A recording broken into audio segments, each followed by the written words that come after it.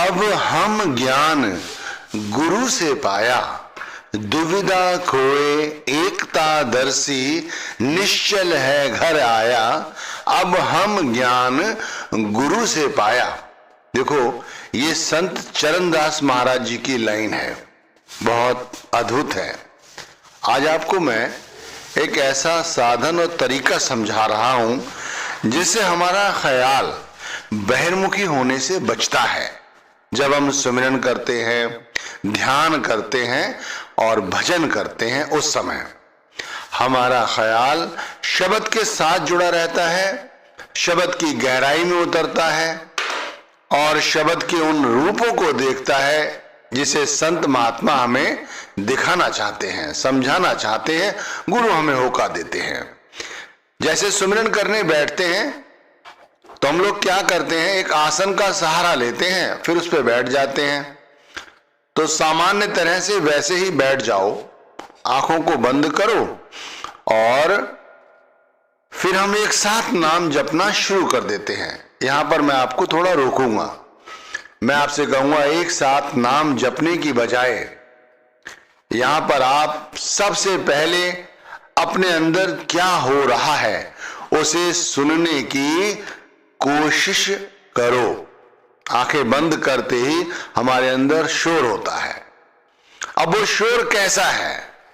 उस शांत वातावरण में अंदर, जैसे हम माना सुबह 6 बजे किसी कमरे में आसन पर बैठे हुए हैं, हमने सामान्य तरह से आंखें बंद की हुई हैं और अपने अंदर आवाज या धुन जो कुछ भी है उसे सुनने की कोशिश कर रहे हैं। उस खामोशी में हमें कभी अपनी ही आवाज सुनाई देगी, कभी हमें अपने किसी घर के सदस्य की आवाज सुनाई देगी। मैं कहता हूं थोड़ा पीछे चले जाओ, अपने बचपन से लेके अब तक जो कुछ आपके दिमाग में है उसे उस समय सुनने की कोशिश करो कि उस समय हमारे अंदर क्या शोर हो रहा है।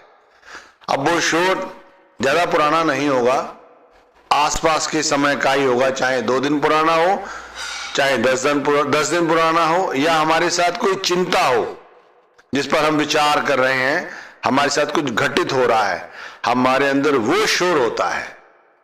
तो पहले इस चीज को सुनने की कोशिश करो और जब उसे सुन लो तो समझ जाओ कि अभी अंदर शांत वातावरण सुमिरन का नहीं आया। क्योंकि जब तक ये शोर है और आप नाम जप रहे हैं तब तक वो नाम जपना हमारा सार्थक नहीं होगा, क्योंकि अंदर तो शोर हो रहा है। उस शोर में आप नाम कैसे जपोगे?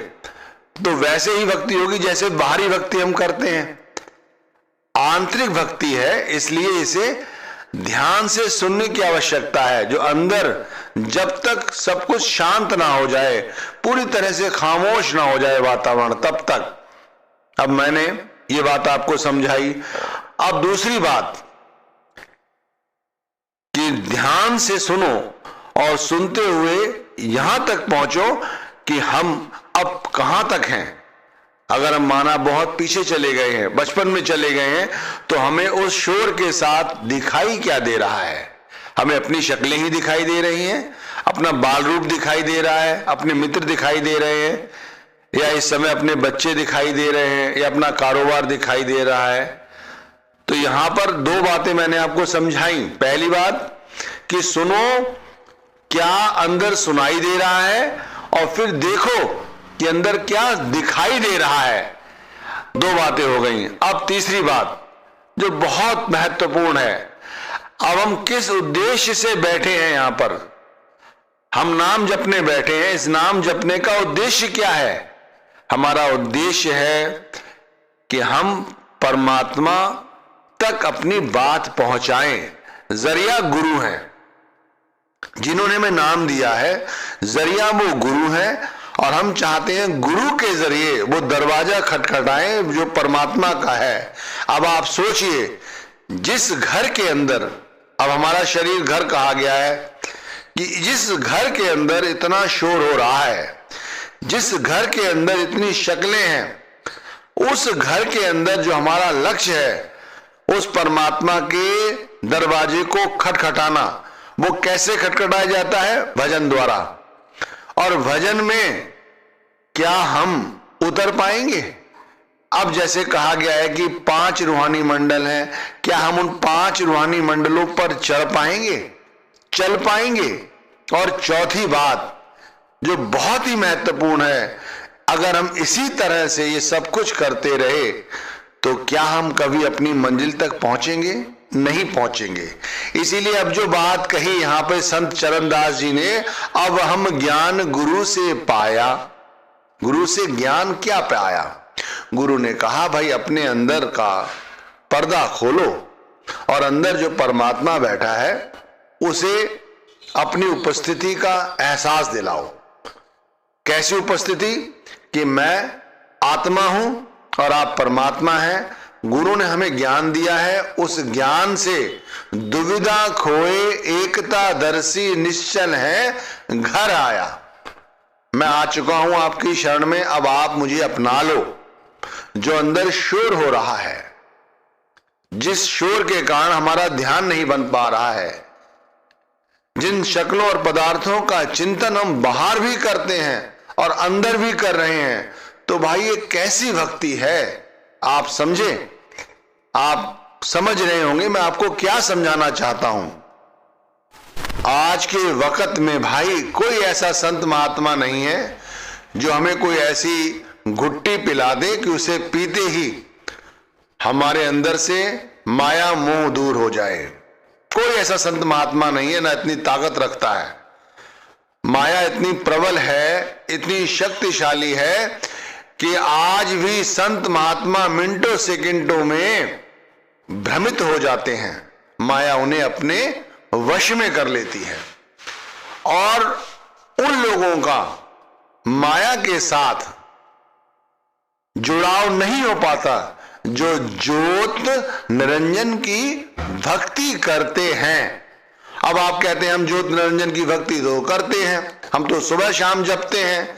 इस जपने का तब तक फायदा नहीं होगा जब तक ज्योत निरंजन को हम बारीकी से नहीं समझते। ज्योत का मतलब होता है प्रकाश, यानी ज्ञान। अगर हमारे अंदर ज्ञान पैदा हो गया तो अंजन कहते हैं माया को, तब हम उस माया से दूर हो सकते हैं। अब कैसे?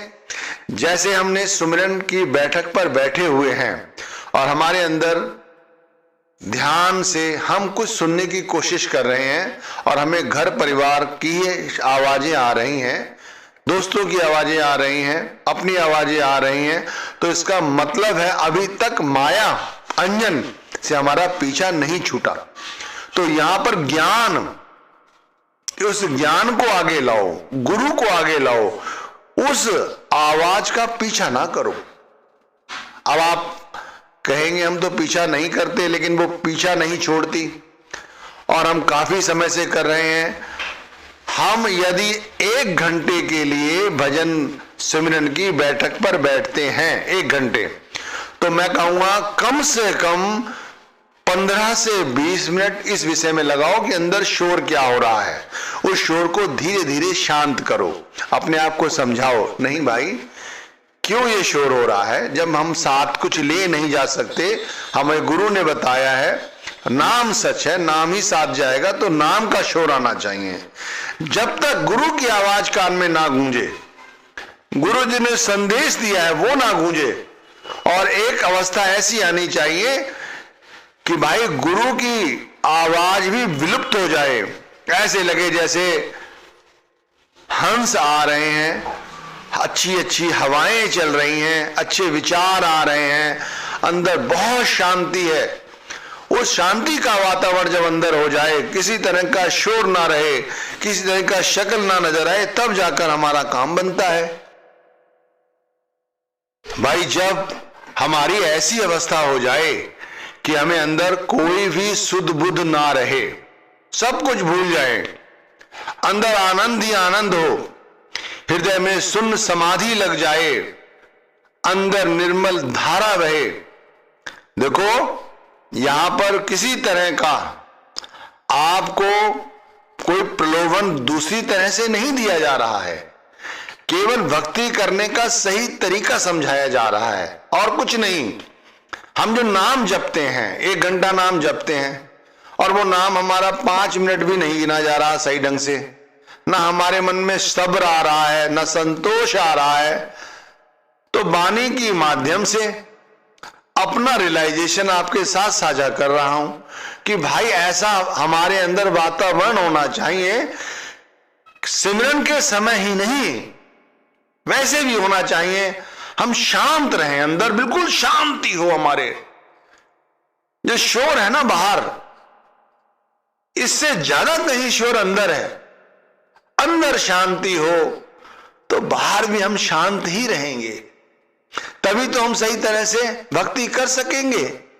तो संत चरणदास महाराज जी ने बड़ी अच्छी बात आगे, इसी बात को आगे बढ़ाया है। वो कहते हैं, हृदय शुद्ध हुआ बुध निर्मल, चाह रही नहीं कोई, ना कछु सुनू ना परसू, बूझू उलट पुलट सब खोई।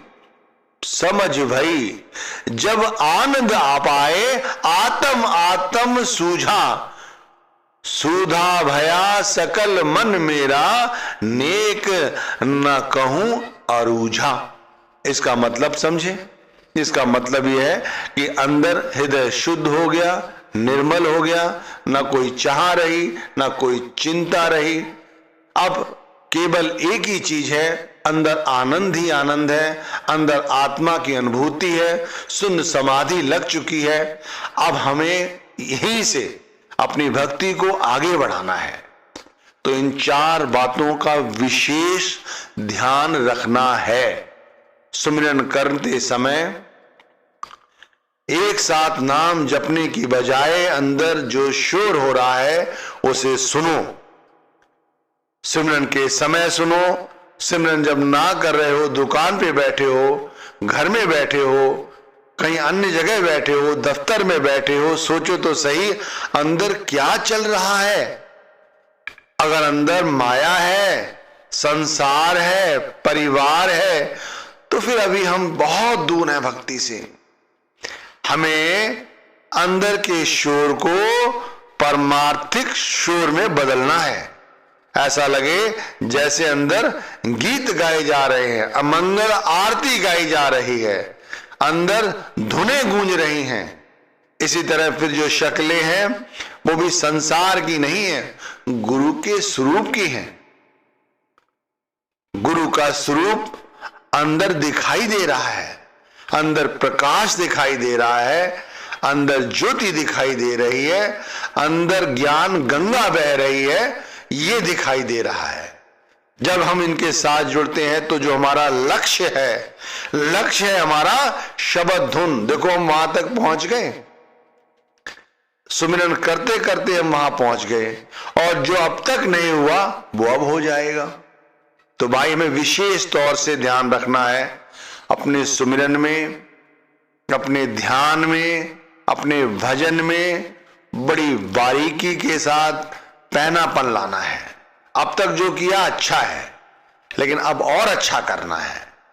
इतना अच्छा करना है कि हमें अपने गुरु दिखाई दे, हमें परमात्मा दिखाई दे, हमें हर वक्त सोच ही रहे यहां से कुछ लेके नहीं जाना।